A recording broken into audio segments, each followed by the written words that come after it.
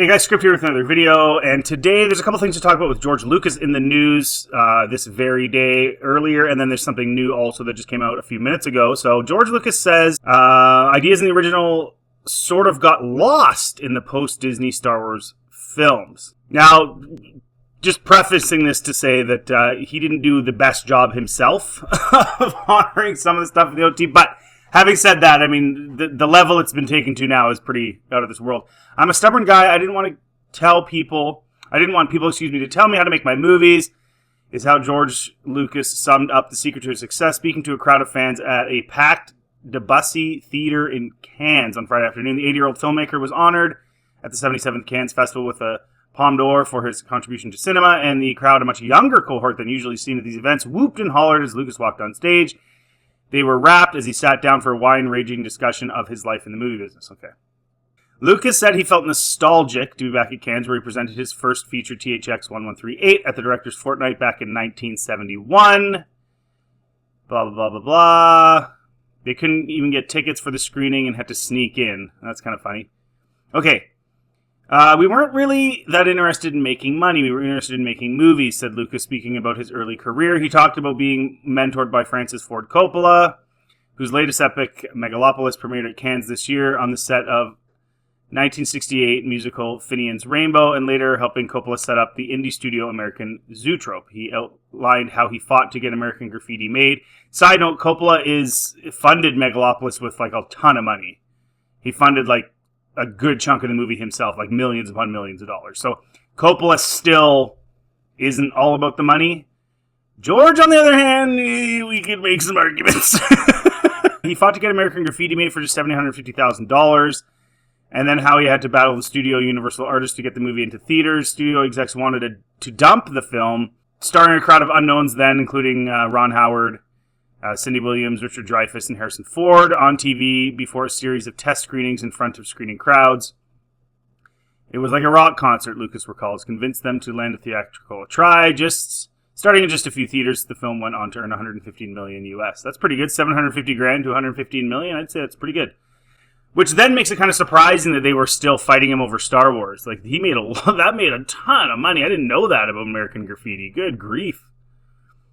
And is that in like the 70s, $115 million? Like, that means that it made, if that's not adding inflation, that is like ridiculous. That's like a $500 million movie.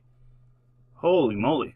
Lucas's deal included back-end residuals off the net gross of the film, which typically meant no money because they would keep adding stuff to the budget, so it never got paid off. Okay, whatever. Star Wars is the franchise most folks in the audience came to hear Lucas discuss. The director did not disappoint. He talked about securing the licensing and merchandising rights for the film, something unheard of at the time. The studios didn't have licensing departments. It took longer to design a toy than it did to make a movie, he recalled, and how he got control of the sequel rights in part because Fox at the time was teetering on bankruptcy. They didn't have faith in the movie. The studio was going bankrupt anyway, and they had a lot of movies already that they were desperate. Lucas defended his Star Wars prequel films against the haters, arguing that critics have forgotten that Star Wars was never meant to be a grown-up movie. He always defends the sequels by saying it was for 12-year-olds. George was not saying it was for 12-year-olds when Star Wars came out. Okay? He wasn't saying it was for 12-year-olds when Empire Strikes Back came out. Then he did the Ewoks, and then he said it was for 12-year-olds. Because the Ewoks were a marketing thing that he changed. They were originally supposed to be Wookiees. Now, I don't hate them. I don't mind them. I've done a video about that. I'm fine with having a different race of aliens. It just adds, in my opinion. I wish they would have made the Ewoks a little more believable by giving them some tech, some blasters, something. But I didn't hate them. But let's be honest. Show me, unless I'm wrong. If I'm wrong, I will happily eat crow. If somebody can find an interview with George Lucas before Return of the Jedi, where he says the Star Wars is for 12-year-olds, I will do a whole video about how I'm dead wrong about that. So this is the way he's been defending the Phantom Menace. But even as a 12-year-old, Jar Jar was for 6-year-olds. Like, no offense, but Jar Jar wasn't for 12-year-olds. 12-year-olds don't want to see that's like a cartoon slapstick character for like Saturday morning cartoons when I was a kid that were for like 6 and 7 and 8-year-olds. It's for everybody, right? And if you look at the old lineups and the old pictures of the movies, it's for everybody. It wasn't for just 12-year-olds. As if a 12-year-old would understand the adult themes like Han and Leia's relationship and stuff like that. Like, come on. I mean, let's not be It's supposed to be for 12-year-olds that were going through puberty who don't know what they're doing and are asking all the big questions. What should I be worried about? What's important in life? And Star Wars has all those things in there. They're buried in there, but you definitely get it, especially if you're young. Well, but Anakin wasn't 12, though, right? This is one of the arguments people make. Anakin should have been older to start the prequels. He starts off as a, 6 to 8-year-old? So is a 12-year-old really like, oh, yeah, that 8-year-old's dealing with the issues that I'm dealing with? I don't know. Who knows? But to me, that just sounds a little bit silly. The negative response to his prequels, Lucas argued, came from critics and fans who had been 10 years old when they saw the first one and didn't want to watch the children's films. How do you know that? I go back to those lineups. I mean, 3/4 of, if not more, of the people lined up for Star Wars in the 70s and 80s were adults. Maybe it was just the adults that thought they sucked, George. Maybe it wasn't just the 10-year-olds. I don't know why. Like, I love George in a lot of ways, but some of this stuff is just made up. That he's just saying it because the prequels disappointed. They didn't have the same feel as the OT, and a lot of people were disappointed. So he just makes these things up. The public trashing of Jar Jar Binks, one of the first figures to be canceled on the then nascent internet, reminded Lucas of the original response to 3PO. Again, George, if the response to Jar Jar and 3PO was the same, then how come you quietly remove Jar Jar from the prequels, sort of like Homer going into the bush, but 3PO is prominent in all the movies, right? So again, he's obfuscating here and being a little bit, fake. Like, the response wasn't the same with 3PO and Jar Jar, I'm sorry to say. Everybody said the same thing about 3PO, that he was irritating, we should get rid of him. That's his whole character. His whole character is irritating. That's the whole point. Jar Jar wasn't just irritating, he was, like, fluky and slapstick and kind of dumb, right? Like, sorry, like, when I did the third one, it was the Ewoks. Those are the little teddy bears. This is a kid's movie. We don't want to see a kid's movie. I said it is a kid's movie. It's always been a kid's movie. That's where it started, was with the Ewoks, like I said earlier. He also defended his decision to go back and clean up his original trilogy using new digital technology to make the film look the way he always wanted it to. I'm a firm believer that the director, blah, blah, blah. We know all this stuff. We did release the original one on Laserdisc, but no, everybody got really mad. They said it looks terrible. I said, yeah, I know it did. That is what it looked like. Nobody said that. Nobody said the original cut of the film looked terrible, George. Prove it. Everybody loved it. What are you talking about? The prequels don't exist without the original trilogy. So, no.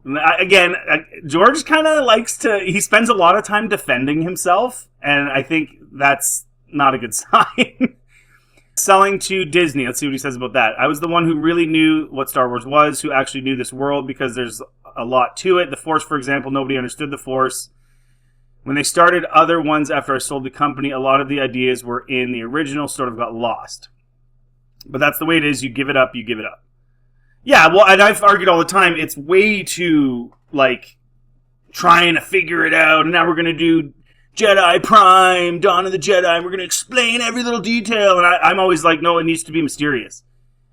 The fact that you're spending all this time explaining it, and they're doing that because they're trying to fill these massive contracts for series like the Clone Wars and all this stuff, where they have to come up with just this incredibly huge amount of content. And Filoni's good at just filler, so he does a whole pile of filler in it, and in the TV shows. But then at some point, you have to have something compelling, and they're unable to do that without, drawing in all these things that George created that they feel like they need to explain.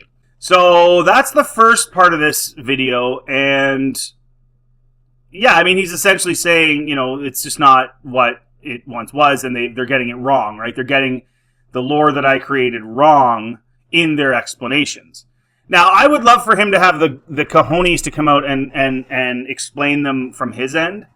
But at the same time, he has on some levels, right? Like, even with this Acolyte show, the people that act exactly like Sith and do everything like Sith and have Sith weapons but aren't Sith, because they just don't say they are. He said this, the Sith were in hiding for 1,000 years. And he changed that too. It was originally 1,000 generations. Then he said 1,000 years in the prequels. So it's not as if the prequels didn't do their share of making mistakes as well. But obviously Disney Star Wars, like I said, took it to another level. So then we have George Lucas defends majority white casting of original Star Wars trilogy and prequels. So this one's interesting. George Lucas doesn't think the nearly all-white casting of his Star Wars films is a problem. Why would it be?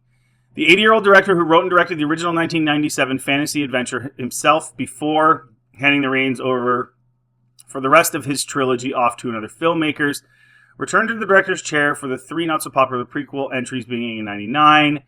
And while the beloved franchise has intergenerational legions of fans, critics in recent years have noted the lack of racial diversity across both trilogies, something Lucas addressed Friday at the Cannes Film Festival, where he's set to receive an honorary Palme d'Or.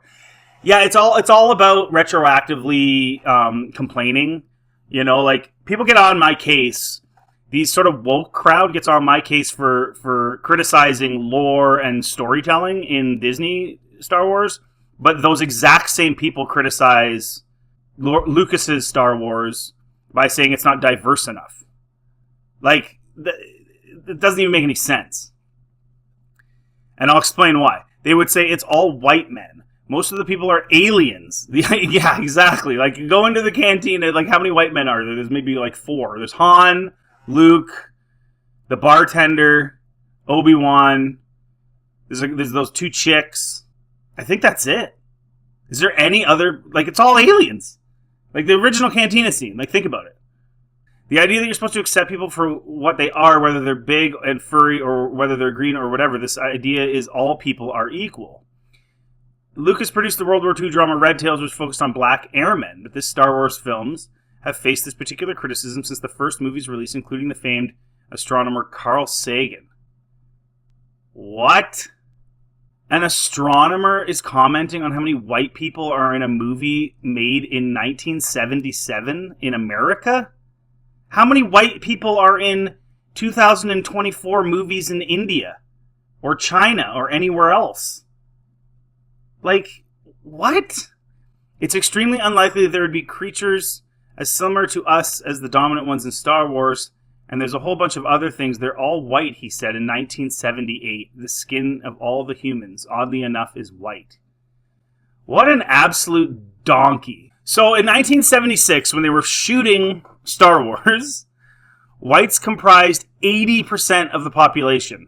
Like, and it was 90% in 1950. Okay, so now go back to Star Wars. Are 8 out of 10 characters white? Or is it more than that?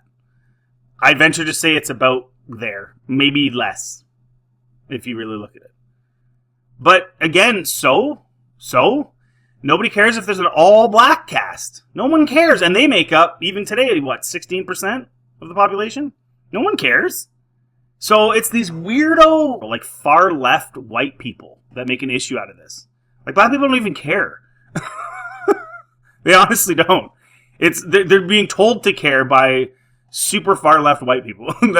That's literally the way it is. Okay, so let's see what it is in 1999. What was the racial makeup of the U.S.? That's 2000, close enough. White accounted for 75%. So it went down 5% from 1977 to 1999, 22 years. So again, yep. White people are allowed to make movies. Yep, we are. We're allowed, and we're allowed to have lots of white people in our movies. That's what we're allowed to do. And if other races, want to be more represented than they already are, even though they are actually more represented than their demographic, if you look at the percentages, which is fine. But if they want to have more of them out there, start your own company. Start making movies. Nobody's stopping you. Like, Oprah's like a multi-billionaire. She could start a production studio tomorrow, get somebody else to run it, and make nothing but black content. I mean, we've seen that with black entertainment television. There's plenty of Hispanic, extremely wealthy people that if they wanted to make movies with all Hispanic people, which isn't what Star Wars is. It's not all white people, but like the fact that this is an issue is so ridiculous. And again, it's far left white people. No one else cares. It's far left white people that think they're virtuous by hating themselves, or at least pretending to hate themselves, and then going after other really successful white people like George Lucas, right? That's their whole thing. Because they're not successful, they're just people, and nobody cares about them. And nobody remembers Carl Sagan. Everyone's going to remember George Lucas even 100 years from now, so that's basically what it comes down to. Black Star Wars characters, including Lando Calrissian and Mace Windu, Jar Jar Binks, it was also played by Black Ahmed Best, and villain Darth Vader was voiced by James Earl Jones. Yeah, so the most iconic villain in movie history is voiced by a black man. No one cares. Like, his voice was awesome. Lucas argued finally that there were a few Tunisians who were dark in the original film, that Williams was a major part of this 80s sequel, and noted Jackson's character was a top Jedi. Yeah, and he got quite a bit of screen time, too. But in Star Wars, anti-droid prejudice is very real. People are always discriminating against something sooner or later. That's what's going to happen, he reportedly said. I mean, we're already starting with AI. Well, we can't trust those robots. Well, I mean, it's not the robots, it's the human beings controlling them that I'm worried about with AI. It's freaky. Who's to say someone couldn't hack into one of them and do a whole bunch of damage? That's why I don't like self-driving cars. You guys nuts? Everyone's on self-driving cars. Okay, yeah, there's accidents, but imagine then somebody hacks into the system and then everyone gets in an accident? Like, are people just, like, really ready to accept this stuff? It's nuts. Lucas sold his company to Disney for $4.05 billion. He criticized Disney's follow-up films and said he's the only one who really knew what Star Wars was. When they started, other ones after I sold the company, they get lost. Now, all that to say, as far as the whole, like, diversity and, sorry about the squeaky chair, diversity and inclusion and all that stuff, I think the modern far left way of thinking with these executives and DEI and all this stuff is that they're focusing so much on that the stories suck, right? Like Billy D. Williams is happy that he was in Star Wars. He's happy. He's not mad about it. He's not like, I was in a white man's movie. No, it was great for his career. He's very happy that he was in Star Wars. And then when he came back, he got a big paycheck. Why would he care? But these people spend so much time worrying about diversity. It's like the acolytes, like the first interviews. That's all they talk about. That the story is secondary. Well, if the story is secondary to anything, it's not going to be as good as it could be. Or it's going to suck totally. So maybe, just maybe, instead of worrying so much about what people look like, what their ethnic background is, we should focus on the stories. And then if certain people of certain ethnicities are good for the role, then great, have at her. Nobody cares. Anyways, let me know in the comment section what you guys think. This is some interesting stuff. The fact that George Lucas just is constantly on defense mode is pretty ridiculous. He needs to just stand up and say, F you, I don't care. This is what I made. I'm not going to sit here. I mean, he married a black woman, for Pete's sake. I'm not going to sit here and defend myself. I'm not going to sit here and defend the prequels. He can't help himself, though. I don't know what it is. It's a weird thing. As far as us that appreciate the guy, like, yeah, I don't love everything he ever did, but I appreciate what he made, and I don't need him to defend himself at all. The new Star Wars fans that are all into Disney seem to really think that, Disney's doing it better, despite the fact that literally it wouldn't exist without him, right? Like, it's just... Anyways, let me know in the comment section what you guys think. Interesting stuff. And if you do like this content, please like and subscribe. Always help the channel. And check out anything else on my channel. Have yourselves a really good day.